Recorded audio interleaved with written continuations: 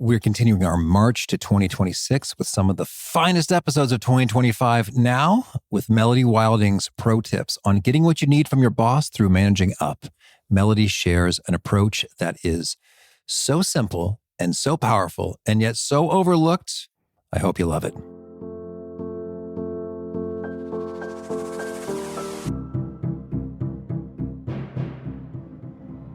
I highly recommend that you start all of your one-on-ones with your manager with wins, not just dive into status updates of, oh, here's where this project is, here's where this is what's coming up. Utilize that time to show your manager, here's the outcome, the result. Here's also visibility into how I thought about solving a problem, the considerations that I made or the people I talked to. And all of that gives them more insight into you operating at a more strategic, perhaps even higher level. And it also gives them information that they need to run up their own chain of command.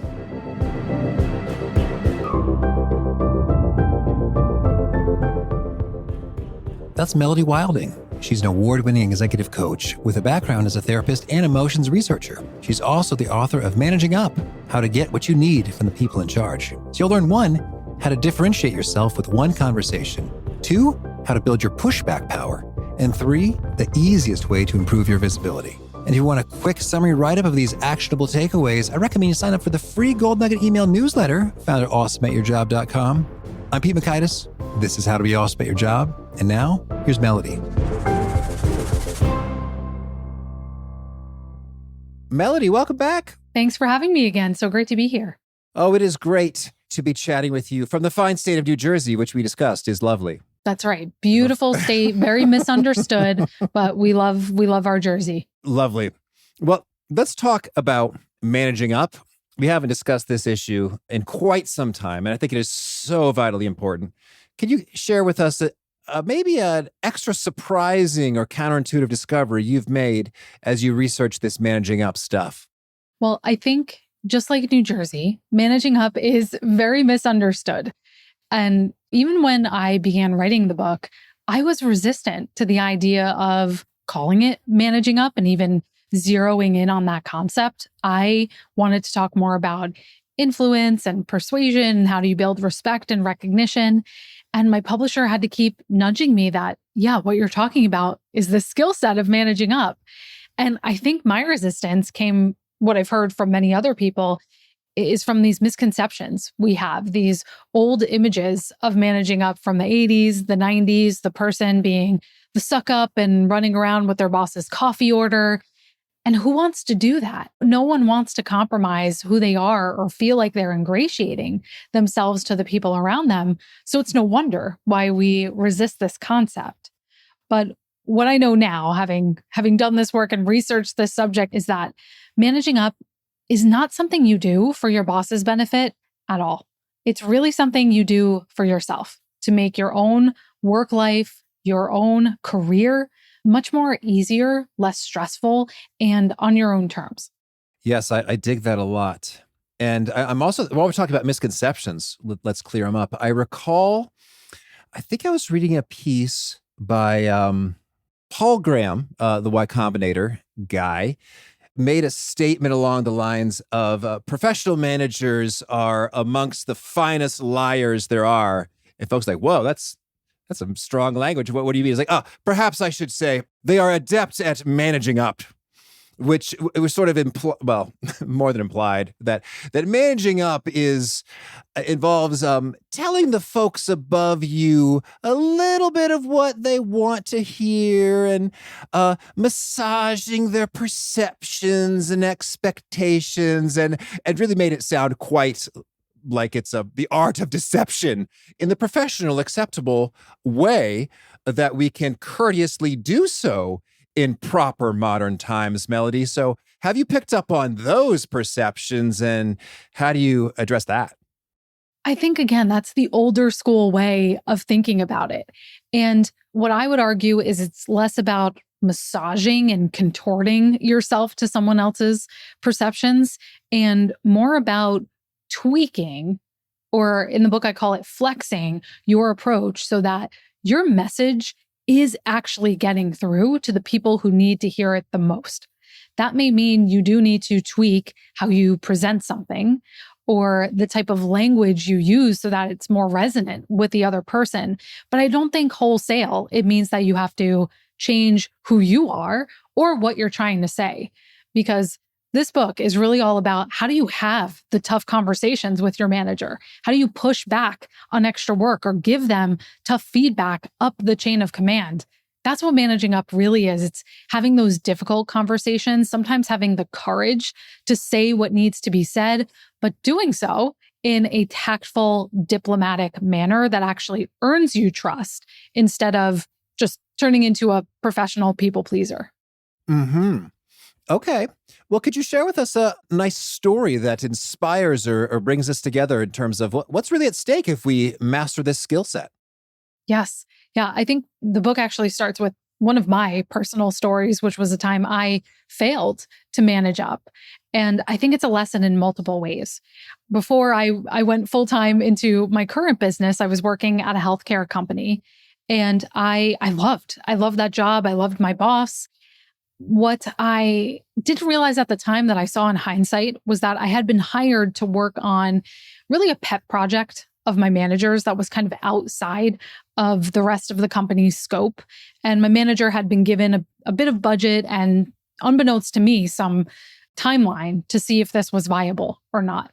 And so that was my first fail, was really not getting on the same page with my manager about what was the context that this project came up in, what are the expectations, who else needs to be bought in and on board with this. And long story short, let's flash forward. I ended up being laid off. My role was eliminated and it felt like a shock to me and it shouldn't have. And that is what's at stake. That's a very extreme example of what happens when you don't manage up well. But I was really sideswiped because I hadn't aligned with my manager. I didn't have other advocates in the organization who were willing to fight for me and keep me, because managing up has to go beyond your boss. Do not make your manager your single point of failure.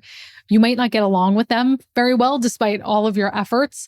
Who is leading you may change on a moment's notice. So you need to make sure you have those other allies as well.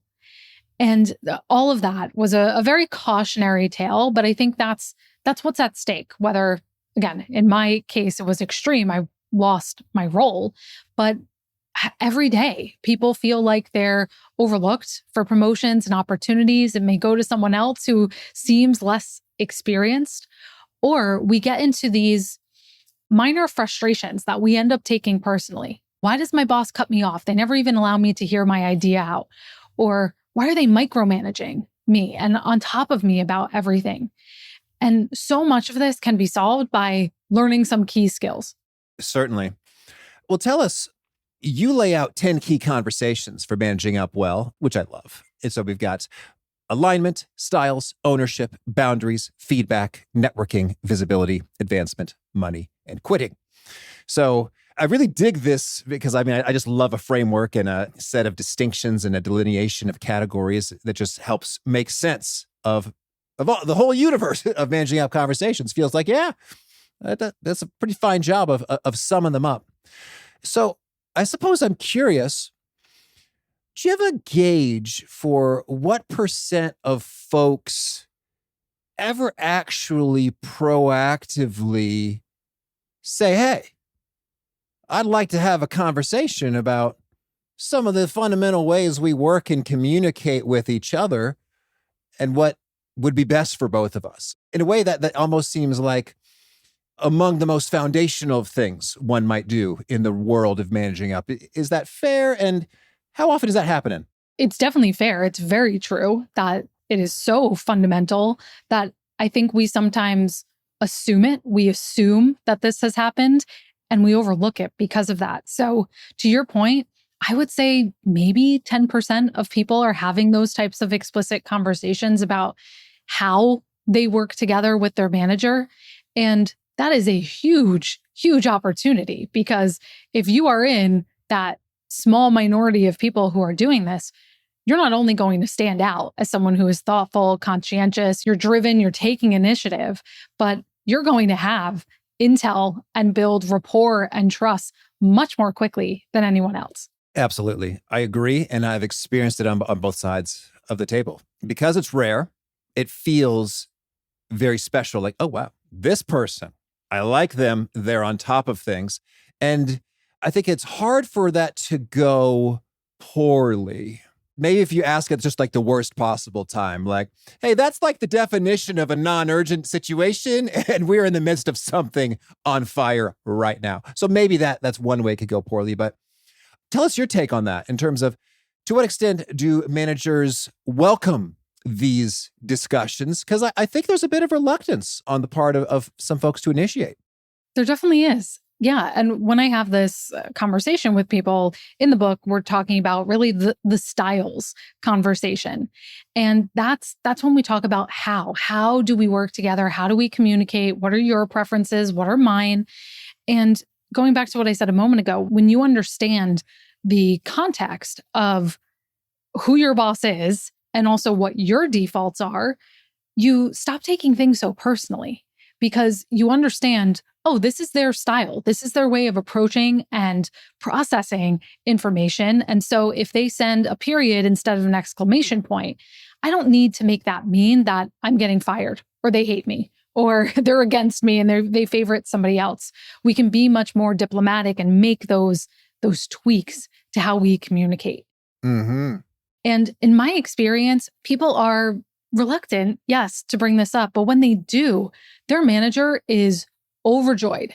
And of course, you need to bring this up in a tactful way. So what I suggest is that you present it to your boss and say something along the lines where you show why this is in their benefit. To say, I'm really committed to us being able to reach our goals together this year, or I want to make sure that you can get the best performance out of me possible, that our work flows more smoothly, whatever it is. And to get there, what I would love to do is understand a bit more about how you work and how I can communicate with you better to get you the information you need. Does that sound good? And you can start by asking certain questions of your manager, whether it's, if I have to get certain updates to you, what format is best? Do you want those in Teams and email? Should I present a slide deck? Do you prefer bullet points or should I do narratives? Understanding some of those preferences when you are asking your manager questions gives you opportunities to then say, great, thank you so much for sharing that. From my standpoint, here's what would be helpful. If you have feedback for me, take me aside after a meeting, or if you notice that I'm not being as concise as I could be in a presentation, shoot me a quick message on Teams so I can adjust on the fly, right? All of us have different preferences around that, but it turns it into more of a two-way street where, yes, you're understanding what your manager wants, but you're also finding opportunities to assert or at least put on the table, here's what I would like. Is that something that we can find a middle ground on together? That sounds great. Yes. And as you say it, and I'm imagining the scene, that seems pleasant and welcome to hear such things. And I want to dive deep on a couple of these. I don't think we could do all 10 in our time together, but one with regard to boundaries. I remember when I was reading through this, I recall a conversation I had with my friend, Kelsey. We were catching up at a wedding. It had been a long time. And she was telling me all of like the cool things she was doing with like go to an Ironman triathlon and this and that. And I was like, wait a minute, I'm sorry. Don't you work in consulting? And she's like, yeah. I was like, how on earth are you finding the time to have all of these adventures and do all of these things when I recall my days of consulting were so brutal with regard to the hours and the travel and the unexpectedness of things? It's like, oh, well, I just kind of talked to my boss and said, well, hey, here's what's going on. Here's the nights I'm not available. And here's the thing. And she just sort of like laid it out in terms of what's up. In terms of, I'm going to over deliver on these, key metrics and expectations. And these are the nights I will not be available to be doing things.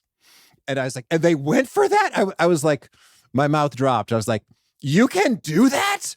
That's possible? Even in client services? Wow. And so I was struck at just what a managing up boundary conversation can do for transforming a life into being sustainable and enjoyable in what can be demanding fields. So lay it on us, Melody. if we want to establish boundaries, but we're a little scared and we think that we might misstep or seem like we're not a team player, or we're lazy, or we're not really committed, or any of these other negative associations we fear, how do we play the boundary setting conversation game? Well, that's the tension with it. We need to protect our well-being, but we also don't want to look like a slacker. So we have to find that balance there. And the thing with the boundaries conversation is that no may be a complete sentence in many areas of life, but at work, it doesn't go over so well if you just say, no, I'm not going to do that, or I don't want to do that, right? It's going to hurt your reputation for you to say that. So you need to be more thoughtful about how you approach it. And what I think is so telling about what your friend did is it sounds like she was assessing what I call in the book your pushback power. And your pushback power is the invisible leverage you do or don't have to push back, to say no. And we all fall somewhere on the spectrum, higher to lower. Your pushback power is higher if you have more positional authority, right? If you're more seasoned, tenured in your career, you have more credibility behind you, you are a high performer, or you offer a very specialized skill set that people may be more willing to make accommodations for because it could be hard to replace you. And even things like the strength of your relationship with your boss, how have you build trust and rapport, your boss's values, the state of the organization. If the team is in free fall in crisis, it's going to be harder to say, I can't pitch in this weekend, or I can't take on more of this project for a colleague who just left. Versus if you're in a time of stability, it might be a little more receptive to that. So taking into account that pushback power allows you to gauge how directly or assertively can I say no, and how frequently can I say no. And it sounds like your friend did that with her manager. Because she was higher in pushback power, she was able to say, I have these commitments, and so can we find a solution to work my workload around these commitments that I have? Mm-hmm. Now, for those of us that may be medium to lower in pushback power, there's a number of different things you can do. One of my favorite approaches that I talk about is called the trade-off approach. And this is great because it allows you to set up binary options. So you may say, okay, thank you for sharing that Y has come down as an important priority from the leadership team. A few weeks ago, we had talked about that you wanted me to focus on X. And so if X is truly still a priority, how would you like me to reprioritize to make room for Y? Or what would you like me to slow down on? What would you like us to delegate or temporarily deprioritize in order to make that possible? And the beauty of this is that you are setting the parameters. You are setting the decision options, subtly saying both of these cannot happen at the same time. Which one would you like to choose? But ultimately, you're approaching it more as a problem-solving conversation instead of just dumping a problem back in your boss's lap to say, I don't know, I can't do it, so figure out someone else to get it done. You're approaching it more as a collaboration, which that person will appreciate, and the ultimate authority is back in their hands. And I think that's really handy because I think without the conversation, we can just assume, oh, I have to continue doing all the things we've ever discussed as well as this new thing. And that's just that. And that is a dangerous, untenable place to live. So that's handy with regard to the conversation. I'm curious, when it comes to increasing our pushback power over time, let's discuss. So one of the levers is just the strength and quality of our relationship. Another is how special and wonderful and high performing we are. Any others? And what are the quickest, easiest ways to boost these so that we are growing in pushback power over time? Well, let's talk about the performance piece and building rapport and trust with your manager. There's a conversation that comes before boundaries, and that's called the ownership conversation. And that's important here because the ownership conversation is all about looking for where can you take initiative of projects or problems you want to solve and run with. But by doing that, really add value or solve an issue that's a pain point for your manager, your team, the organization. And when you do that, you add to the pushback power you have because you've enhanced your value. You've shown you're a problem solver, and that's really valuable. So the ownership conversation is all about how do I not only spot those opportunities, but capitalize on them in a way that's not going to step on the toes of other people around us, because that would backfire, of course. And a lot of it comes down to choosing the right problem to start. And so I talk about how there's 5 worthwhile areas to look at. And a few of those may be bottlenecks. So are there inefficiencies or broken processes, for example, that are slowing everyone down, including you, that if solved would make everybody's lives less stressful and easier? Neglected needs is also a great place to look. What are the topics or agenda items that keep going to the bottom of the pile or keep rolling over month to month, quarter to quarter, that no one seems to have the time to get around to, but says, wouldn't it be great? Wouldn't it be great if we could do that? Or we really need to get to that. Could you be the one to carry that torch forward? And another one that I think can be easier to spot is feedback patterns. What are you hearing again and again from fellow team members, clients, your vendors, that if you took action on to make better would add value to everyone else? That's cool. All right. Well, could you give us a story of this ownership in action? Because I think you're really keying in on something in terms of differentiating and growing a career, because it's quite possible to go years at a time in reactive mode of doing whatever somebody asked for or seems to be perilously on fire. And then it's hard to be distinctive in such a place, as opposed to with ownership. It's like, oh, that's a fantastic result. Yeah, that was really, I'm the person behind that. That's hugely awesome. So could you give us a story about ownership in action? Sure. I have 2 that come to mind, if that's okay.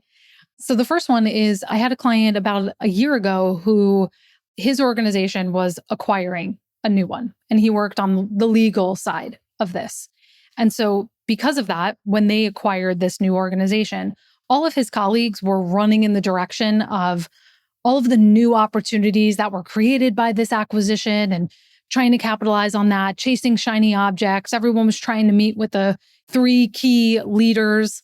And what he saw was that change actually created this vacuum where he could step in, and that no one was tackling. There was a neglected need, in other words, with due diligence matters of closing everything that had to do with that transaction, wrapping up all of the contracts, dotting the I's and crossing the T's to make sure the merger was complete. And so he said, you know what, I'm actually going to zig while everybody else is zagging.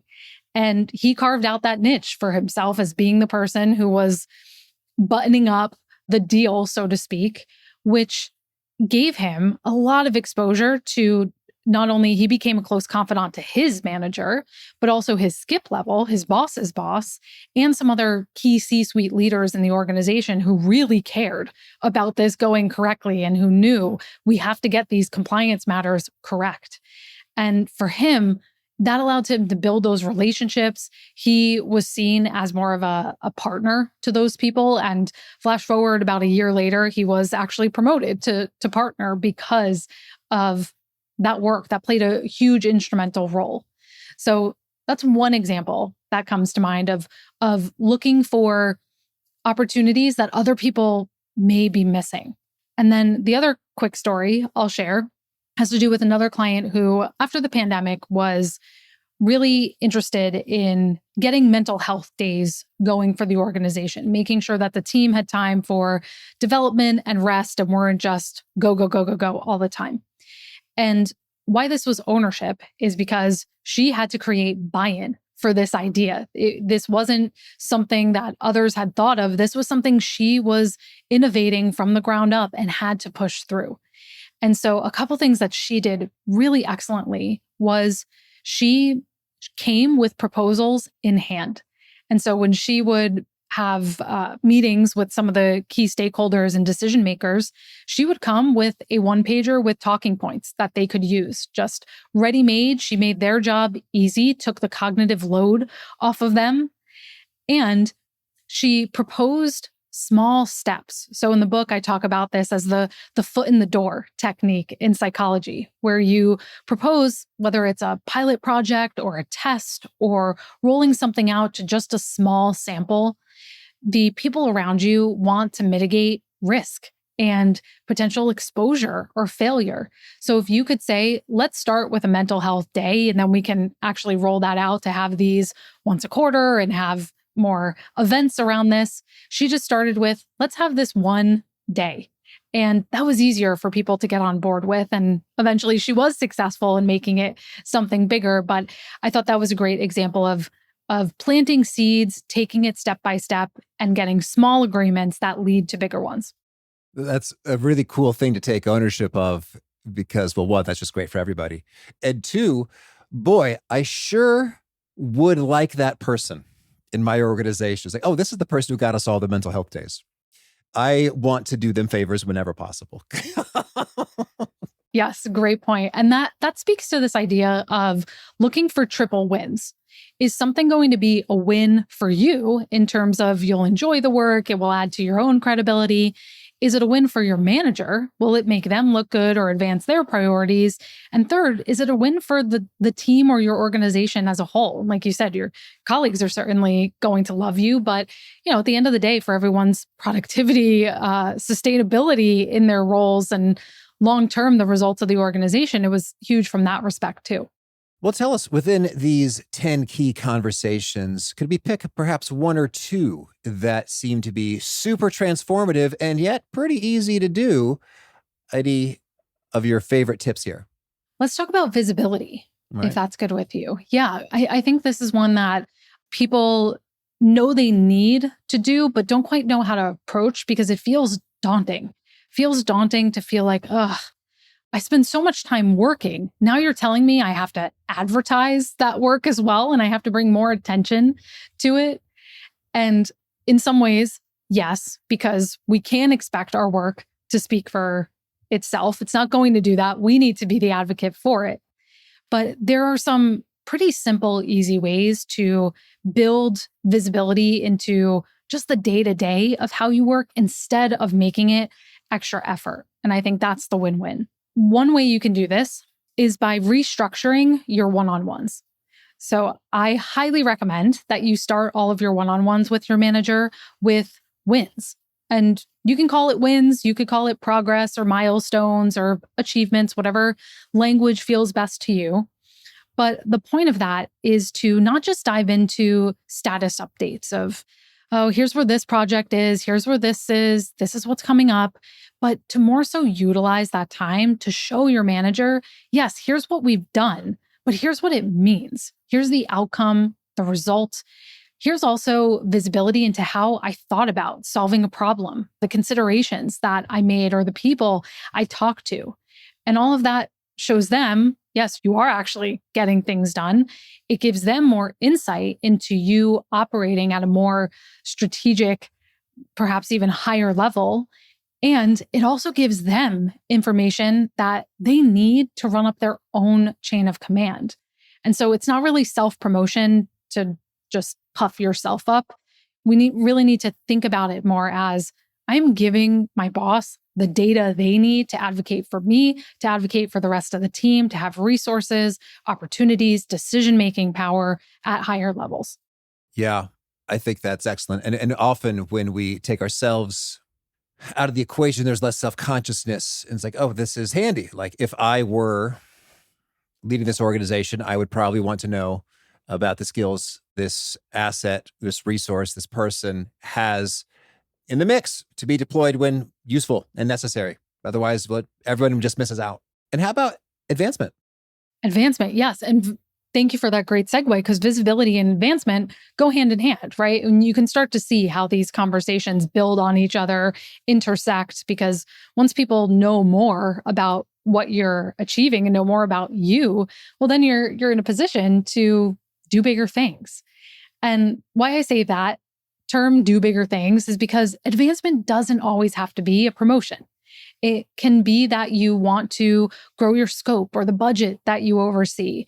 You want to go from 2 to 4 people on your team, or you want to work on a stretch project or something that's completely different from your current skill set. For example, right now I have a lot of clients who are asking for stretch projects in AI because that's really important to them to learn, and they know it will be a value add to the organization.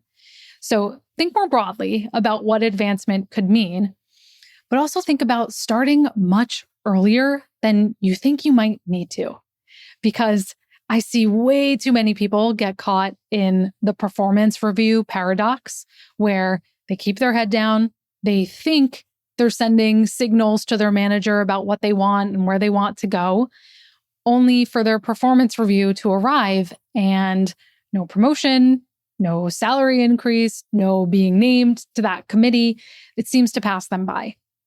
And that's often because we either haven't been explicit enough about what we want, or we've waited too long to bring that conversation up. And your manager has already had to allocate headcount or resources or make those decisions. They were made months ago. So this may mean starting 3 to 6 months in advance to plant those seeds. Let's say you did hit a big milestone. You may say, this was such a valuable experience. I really loved getting to interact with these clients or that stakeholder or use this skill. I would love to do more of that. Do you think there's an opportunity in the coming months? And so you start to get that out there. You may even have more of a formal conversation with your manager to say, in the next year, I would love to double the size of my team, or I would love to move from manager to director level. What would you need to see to be comfortable with that change? And that allows you to surface objections, because your manager may say, well, you're not ready for that, or we need to have these other people on this committee bought into this, so I need to rope other people in. And it allows you to contract so that you can understand, all right, by June, you need to see this. By December, you need to see that. And you can work against that and have follow-ups to say, all right, I did what we discussed. Are we still on track here? Has anything else come up? Would anything else prevent us from making that decision at that point? And so it helps keep your advancement top of mind for you and your manager, and it prevents some of moving that goalpost that can happen. Okay, beautiful. Well, Melody, tell me, any other final tips, tricks, do's, don'ts before we hear about some of your favorite things? Let's talk about briefly the money conversation, All right. because if you have advanced and you're taking on more, you probably want the salary that comes along with that. Money can also be very loaded and very sensitive, something many of us are not taught how to discuss in our personal lives, let alone in the workplace. And one of the big mistakes or missteps I see people make here is that they focus way too much on what they've done already and not enough on what they can do in the future if they were given more money to do it. And that's very important. You need to think about, what's the potential ROI? If the organization gives me 5, 10, 50,000 more dollars, what else would I be able to do? Does it serve bigger clients, manage a bigger team? You need to paint that future so that your manager, again, see a theme here, can make a case to their own leadership about. One sponsor to check out is Taylor. Taylor is an award-winning AI and expert-styled menswear rental subscription service featured in GQ, Vogue, and more. Taylor's mission is to help people look good so they can achieve their personal and professional goals while reducing fashion waste to support a more sustainable future. Some guys are hard to shop for. They seem to have everything. Taylor solves that by offering many style choices. We're talking 20,000 garments, 2,000 styles, 300 brands curated just for them, making it a thoughtful clothing gift that they'll actually wear. I personally really enjoyed how quickly, easily, and delightfully I was cruising through my online style quiz. And with renting, there's no need to worry about shopping, commitment, laundry, or landfill with your clothes. So give the gift of time, convenience, and effortless style. Visit taylor.style and get 10% off Taylor gift cards with the code PODCASTGIFT. That's TAELOR.style and use code PODCASTGIFT for 10% off Taylor gift cards. One sponsor to check out is Quince. Quince makes the essentials every guy needs. Mongolian cashmere sweaters for $50, Italian wool coats that look and feel designer, and pants that fit just right. Each piece is made from premium materials by trusted factories that meet rigorous standards for craftsmanship and ethics. Quince delivers luxury quality at a fraction of the price. I have been loving my Quince cashmere beanie this December. I'm reaching for it almost every single day. My whole family is genuinely excited when we see another Quince box appear at the door. And their shipping and returns are wildly fast and easy. So get your wardrobe sorted and your gift list handled with Quince. Don't wait. Go to quince.com/awesome for free shipping on your order and 365-day returns. Now available in Canada too. That's QUINCE.com/awesome. Free shipping and 365-day returns. That's quince.com/awesome. One sponsor to check out is Vanguard. For all the financial advisors listening, let's talk bonds for a minute. Capturing value in fixed income is not easy. Bond markets are massive, murky, and a lot of firms will just throw a couple flashy funds your way and call it a day. But not Vanguard. Vanguard bonds provide top-grade products across the board. Their lineup includes over 80 bond funds actively managed by a 200-person global squad of sector specialists, analysts, and traders. Vanguard's been in the game for a long time at a scale that gives them a serious edge. They're able to invest across many sectors, maturities, and geographies, spotting opportunities that others might miss. Vanguard takes a steady approach, focusing on reliability and consistency. So if you're looking to give your clients consistent results year in and year out, go see the record for yourself at vanguard.com/audio. That's vanguard.com/audio. All investing is subject to risk. Vanguard Marketing Corporation, distributor. Why should we give this person more money? It's not enough that you want it or you feel you deserve it. That may be true, and there needs to be a business case there. So that combined with, instead of just saying, I deserve this, I work really hard, approach it from the standpoint of fairness. We humans, we are wired for reciprocity. We want to make sure that people feel like they are being treated fairly or correctly. And so if you can use language around that to say, I want to make sure that my compensation matches the level that I'm performing at or is commensurate with the amount of value I'm bringing to the organization. If you can use that sort of language, it makes it feel less like this request that you're demanding. And again, more like a trade. Certainly. Well, thank you. Big thanks to Melody for sharing her wisdom with us. And big thanks to our sponsors. Check them out. Well, now could you share with us a favorite study or experiment or bit of research? In the book, I actually cite some of this research around micro yeses. And so if you can get a micro yes, let's say you have to give someone feedback. And instead of just diving into, so in that last meeting, I felt like you talked over me, ask for permission first. Get a micro yes. Would now be a good time to talk? Yes, sure. Okay, I'd love to chat about that client meeting. Is that good with you? Yes, sure. Get those micro yeses along the way so someone is a bit more bought in and not as surprised by what's coming next. All right. And a favorite book? Difficult Conversations by Douglas Stone and Sheila Heen. Fantastic book, as well as their other book, Thanks for the Feedback. Both amazing books that really break down the nuances, the anatomy of how to have these difficult conversations. All right. And a favorite tool? I am a huge Aura user. So I have my Aura ring on here, but mine's on my charger. yes, I probably have to charge mine today too, but I've had it for years. And I just, especially since they have added the heart rate monitoring throughout the day, it is so helpful for me to see what spikes my stress when I go into restorative time. It's just helped me manage my own schedule and my own energy much better. Mm-hmm. And a favorite habit? I am a go to the gym first thing in the morning person. Okay. And is there a key nugget you share that really seems to connect and resonate with folks? You hear them quote it back to you often? You teach people how to treat you. All right. And if folks want to learn more or get in touch, where would you point them? Managingup.com is where you can find all the information about the book. You can connect with me as well there too. All right. And do you have a final challenge or call to action for folks looking to be awesome at their jobs? Start today with having the alignment conversation. And that is a really simple entry point to begin managing up, to ask your boss, what would success look like for you in the next 3 months? What does great performance look like in this role? Or what metrics does your boss discuss with you? Start there. And I think that's going to establish a basis of trust and give you a lot of insight that will be really valuable. All right, Melody, beautiful. Thank you. Thank you.